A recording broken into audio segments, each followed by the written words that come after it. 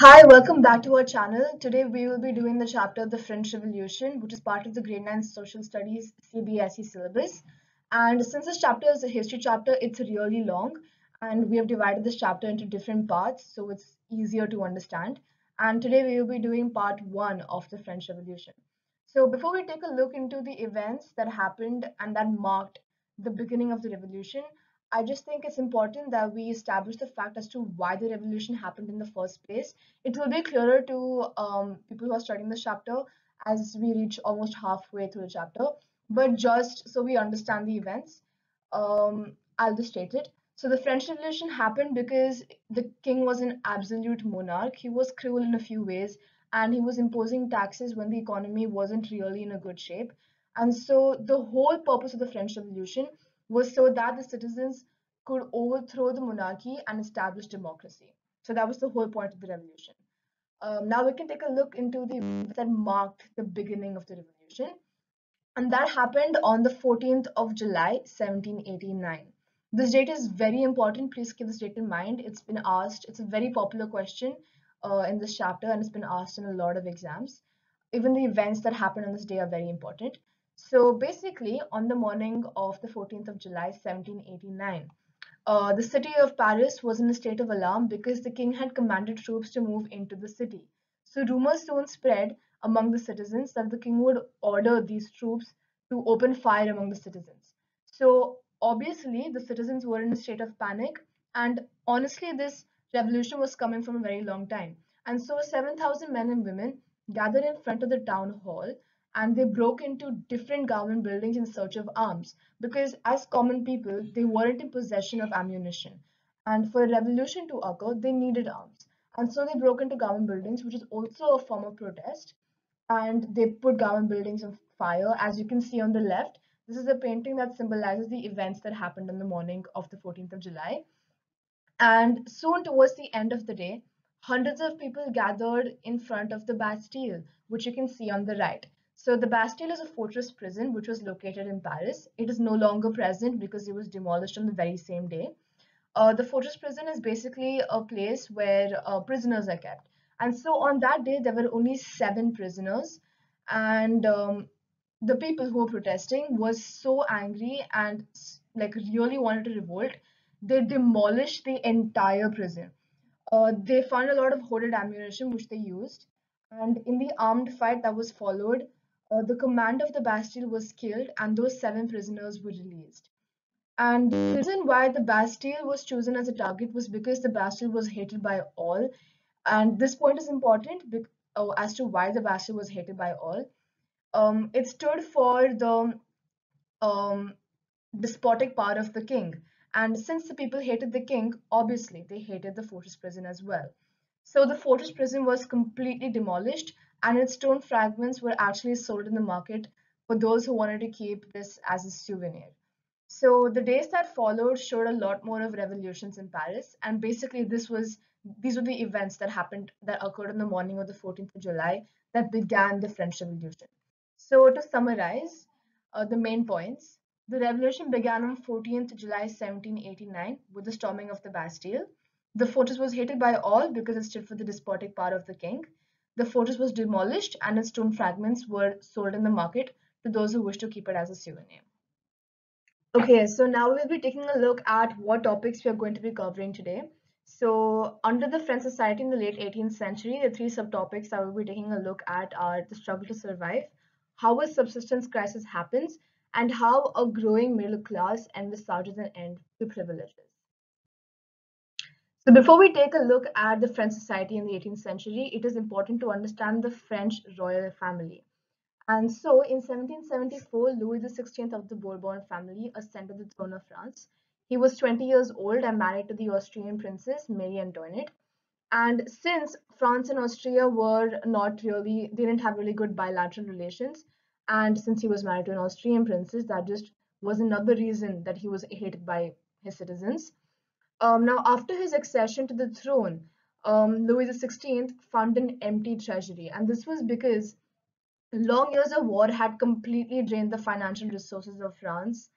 Added to this was also the cost of maintaining an extravagant court at the Palace of Versailles.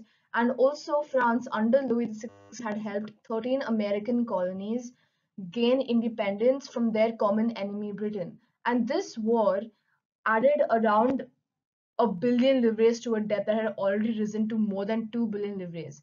So, for those of you all who don't know what livres is, it is also mentioned in the textbook.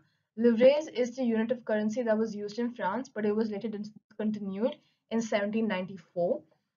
Now, to pay off this debt that had already risen to more than 2 billion livres, the state was forced to charge and increase taxes. However, an important point to note over here is these taxes were only imposed on a certain section of the society. And now this is where we take a look at what exactly made up the social hierarchy in France in the late 18th century.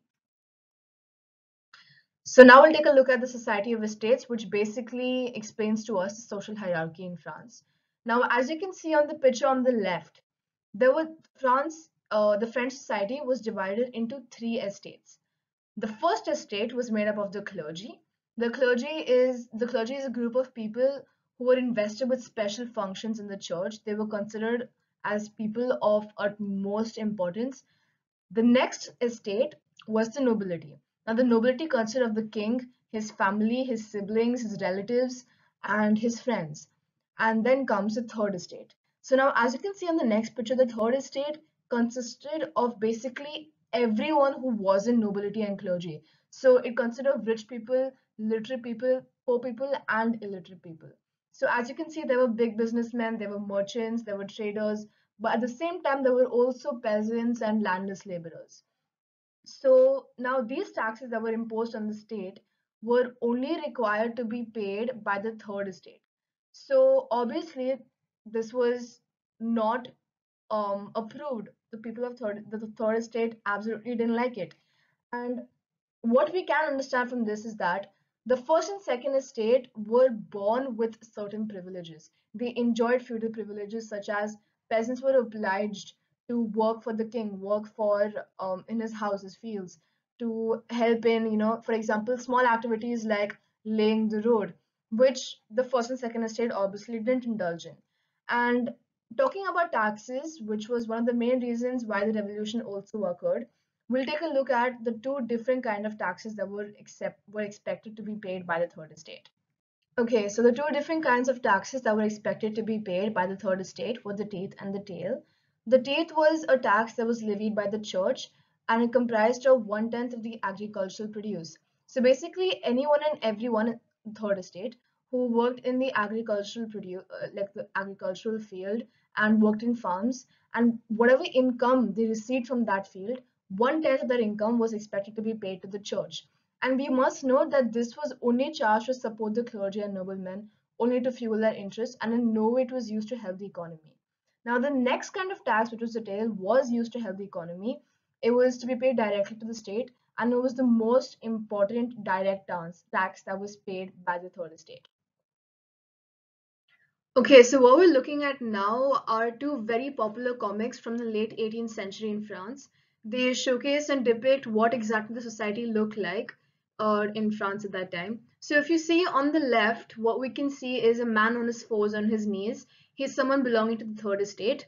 And if you look closely, you will notice chains. So there's a chain on his hand and there's a chain on his ankles. These symbolize chains of slavery, how he was forced to listen to what the first and second estate commanded, and the people on his back are members of the first and second estate. The short man is someone from the nobility, and the man with the hat is someone from the clergy, from the church. Now, what we can see on the right is something that is something similar, but depicted in a different way. So we can see a huge stone, and under that stone is someone from the third estate. On top of that stone are people from the first and second estate. So what we can understand from both these comics is that during the late 18th century and even after that for some time, the French society was divided into estates based on social hierarchy and also based on the power that each estate held. And the third estate was always forced to face the brunt of consequences, careless consequences and careless actions of the first and the second estate. Now we move on to the next subtopic, which is the struggle to survive. So the population of France increased rapidly from 23 million in 1715 to 28 million in 1789. And as we all know, logically, when population increases so rapidly, demand for a lot of things also increases. So in this case, it was food grains. So as the demand for food grains increased, production of grains could not keep up with the pace of the demand. And so the price of bread, which was a staple diet of most people living in France, also increased. However, most workers were employed as laborers in workshops whose owners fixed their wages. And again, the owners too were facing a hard time because the economy wasn't in a good shape, and so they weren't increasing the wages. And this led to laborers receiving lower wages than usual, and this also increased the gap between the poor and the richer sections of society. And added to this was also a drought and a hail, which completely reduced the harvest. And this led to something we call as the subsistence crisis. So please note, the subsistence crisis is an extreme situation where the basic means of livelihood are endangered. And it is rightly so, and this situation is rightly so called as a subsistence crisis because the basic means of livelihood, which here is eating food, was endangered.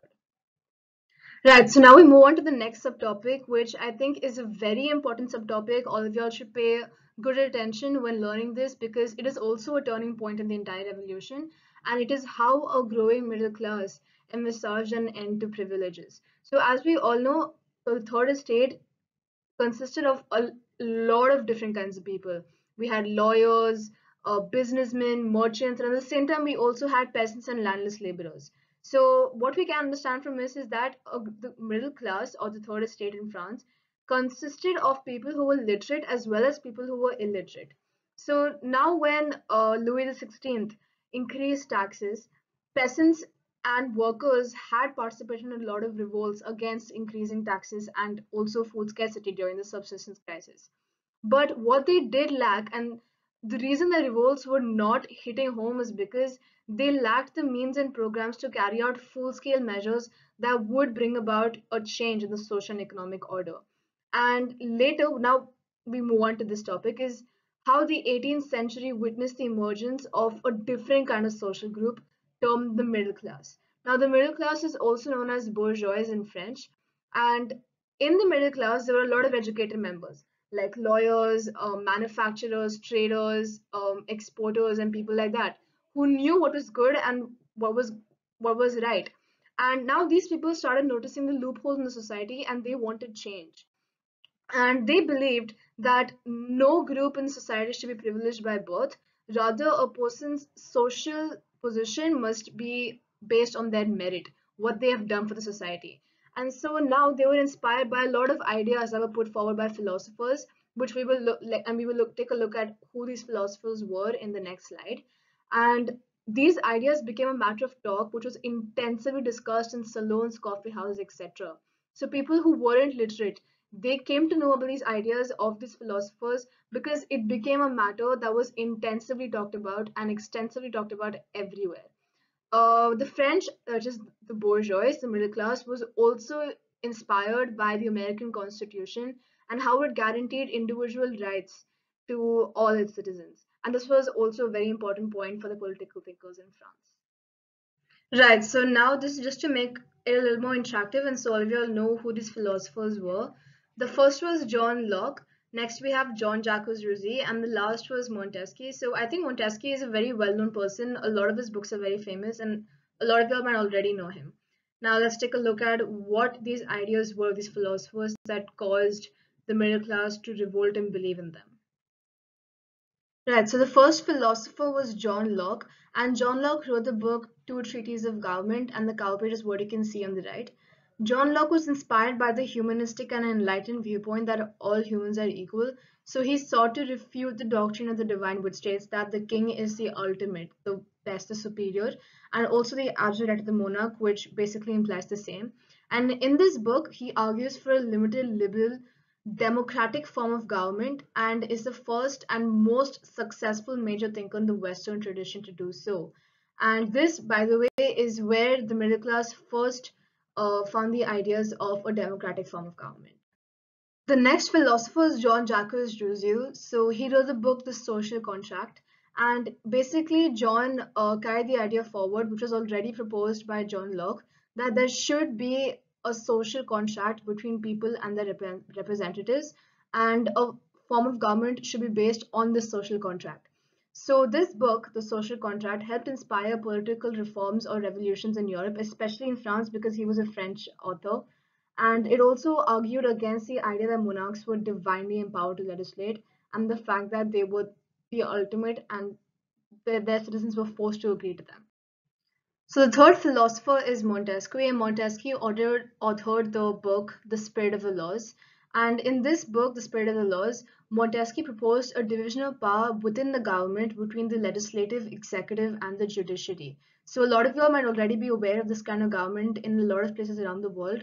For example, India also has a representative form of government with the same kind of division. And this model of government was actually already put into force in the USA after the 13 colonies gained independence from Britain. And since France helped America gain their independence from Britain, a lot of French people still stayed in touch with the happenings in the USA. And so that helped them draw inspiration from the USA Constitution. And that is all for today, but do make sure you stay tuned for more videos coming from us, and share this video with anyone you think might need help with this chapter. Make sure to subscribe and comment and share this video, and stay tuned for part 2. Bye and stay safe.